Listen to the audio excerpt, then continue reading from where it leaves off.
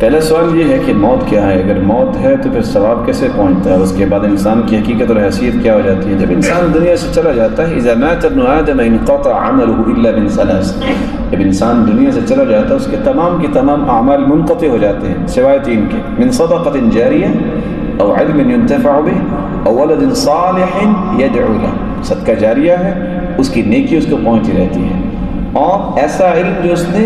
نفع والا علم، کتاب لکھ دی، لیکچر ڈلیور کر دیا، کیسٹ بنا دی، سی ڈی میں ریکارڈنگ کر دی، یہ ساری کے سارے پہلو ہے جو اس کے لیے نفع مند ہے۔ اولد صالح یدعو له، یا نیک بچہ چھوڑ کے گیا جو اس کے لیے دعا کرتا ہے۔ رسول اللہ صلی اللہ علیہ وآلہ وسلم نے دوسری روایت میں فرمایا: سبع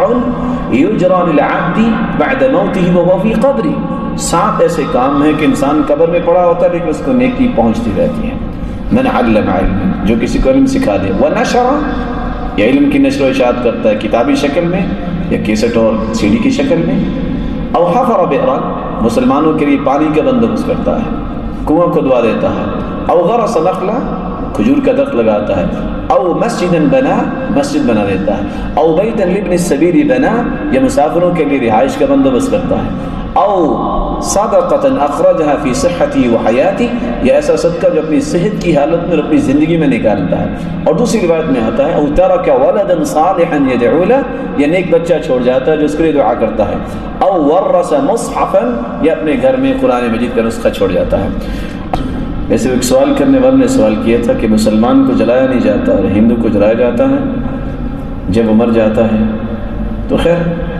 جو مسلمان ہو جاتا ہے اس کی تو عظمت بن جاتی ہے۔ آپ کو پتہ ہے خزانہ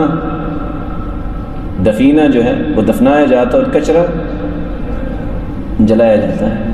تو مسلمان کو خزانہ سمجھ کے اس لیے اس کو محفوظ کیا جاتا ہے، کیونکہ دوبارہ اٹھانا ہے نا اس کو اور اس کو انعامات سے نوازنا ہے۔ تو جس نے اللہ کو نہیں مانا اس کی کیا حقیقت رہے گی؟